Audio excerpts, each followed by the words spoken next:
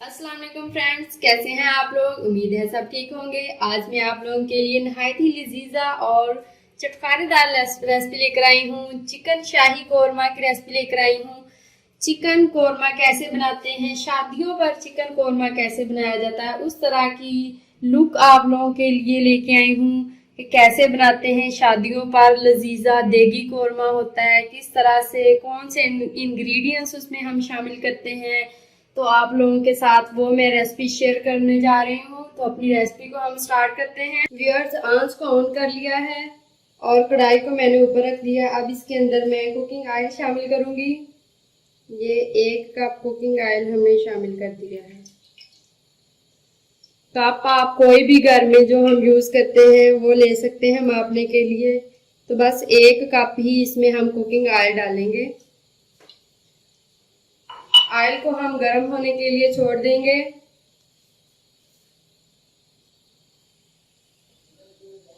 Oil गर्म हो चुका है। अब इसके अंदर ये प्याज 4 अदद मैंने लिए हैं और इस तरीके से इनको काट लिया है बारीक, वो इसमें शामिल कर देंगे।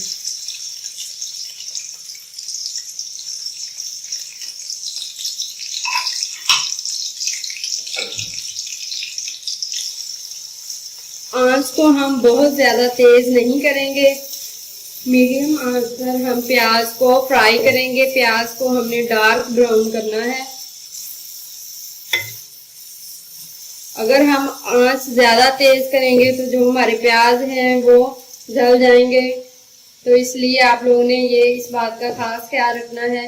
आंच को मीडियम रखेंगे और मीडियम आंच पे हम प्याज को फ्राई करेंगे।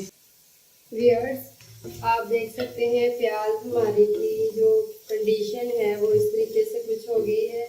ये देखें, कुछ इसमें अभी ब्राउन हो चुके हैं और कुछ रहते हैं। तो इनको आपने इस तरीके से इसके अंदर चम्मच या कोई भी चीज़ हिलाते रहना है ताकि जो हमारे प्याज हैं वो एक साइड से ही ना पक जाए, एक साइड से कच्चे रह जाएंगे। इस तरीके से एक साइड से पक जाएंगे और एक साइड से कच्चे रह जाएंगे। इस वजह से आप लोगों ने इसमें चम्मच चलाते रहना है इस तरीके से।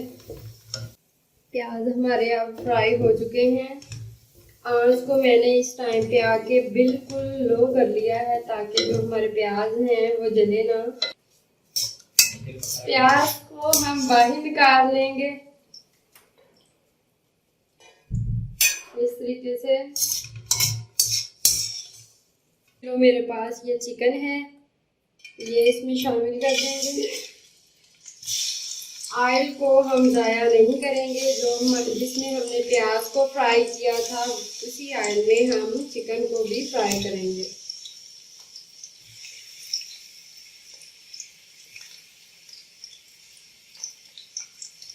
आंच को अब हम मीडियम कर देंगे।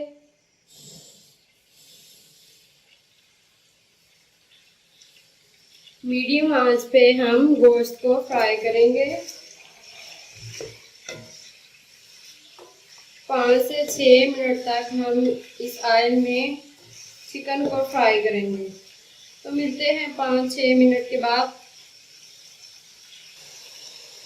व्यूअर्स, इस टाइम पे आके गोश्त हमारा जो है वो फ्राई हो चुका है। अब हम इसके अंदर ये 1.5 टेबल स्पून अदरक और लहसुन का पेस्ट है वो शामिल कर देंगे।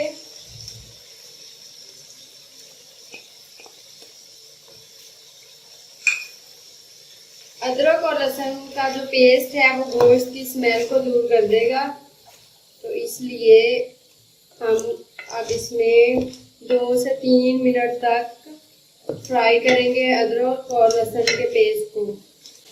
अदरक और लहसुन का पेस्ट इसमें फ्राई हो चुका है। अब हम इसके अंदर खड़े मसाले शामिल करेंगे। ये 2 तेज पत्ते हैं वो शामिल कर देंगे। 4 से 5 अदद लौंग है शामिल कर देंगे। 6 से 7 अदद साबुत काली मिर्च है ऐड कर देंगे। ये साबुत बड़ी इलायची है वो शामिल कर देंगे।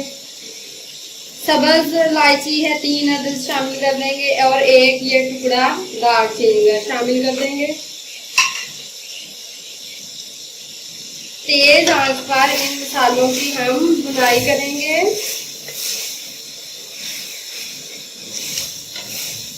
मसाले इसमें अच्छी तरीके से फ्राई हो चुके हैं।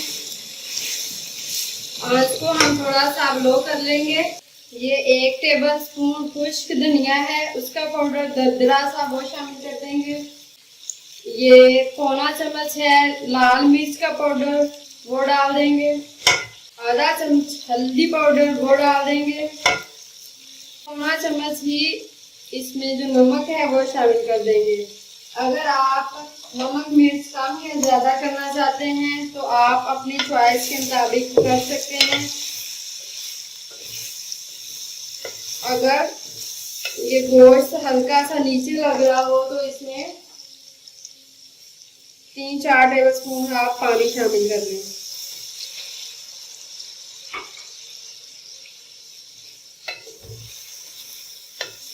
अब इन मसालों की हम अच्छे तरीके से भुनाई कर लेंगे। 3-4 मिनट के लिए ढक्कन बंद करके इसको रख देंगे।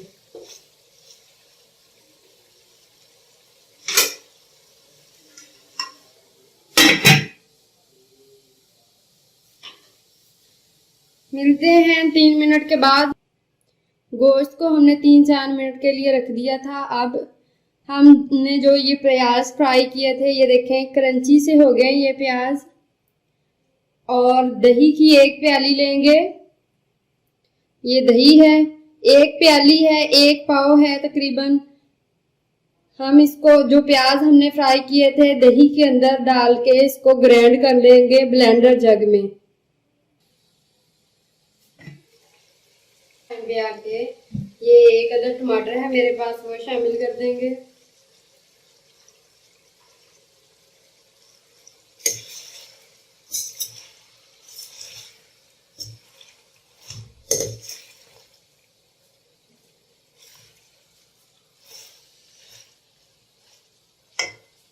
आंच को थोड़ा सा तेज कर लेंगे। दही और प्याज का ये मिक्सर तैयार हो गया है।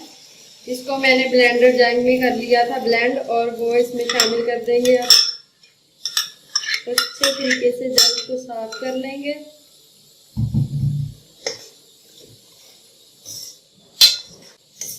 इसको इसमें दही के पेस्ट को मिक्स कर लेंगे।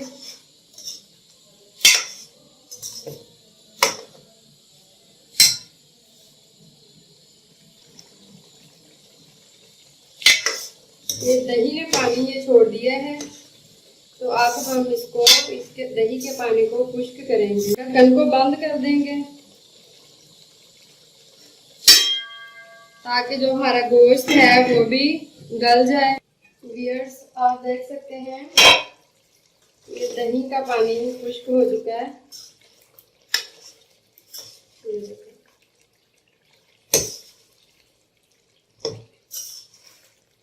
इसको अब हम हाई फ्लेम पर 2 मिनट के लिए फ्राई करेंगे।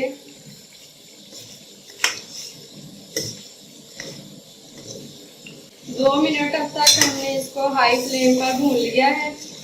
अब इसमें मैं पानी शामिल करूंगी।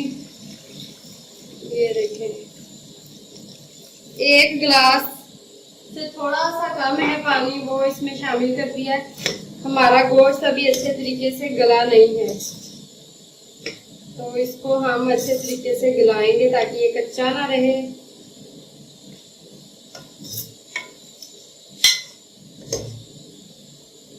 सात मिनट तक हम इसको अब ढक्कन बंद करके पकाएंगे।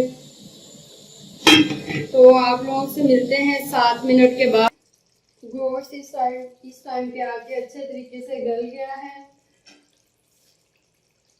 तो आप इसकी ये फाइनल लुक देख सकते हैं। ये देखिए हमारा शाही कोरमा तैयार हो गया है बिल्कुल। हम आंच को ऑफ कर देंगे और इसको बाहर कोरमे को सर्विंग प्लेट में निकाल लेंगे। व्यूअर्स, हमने कोरमे को सर्विंग प्लेट में बाहर निकाल लिया। आप इसकी लुक चेक कर सकते हैं, बिल्कुल देखें शादियों जैसा देगी कोरमा है ये। अगर आप मेरे चैनल पर नए हैं तो मेरे चैनल को फौरी से सब्सक्राइब कर दें और बेल आइकन के बटन को प्रेस कर दें। उम्मीद है आप लोगों को मेरी ये रेसिपी अच्छी लगेगी। मेरी वीडियो को लाइक करें, शेयर करें। अल्लाह हाफिज।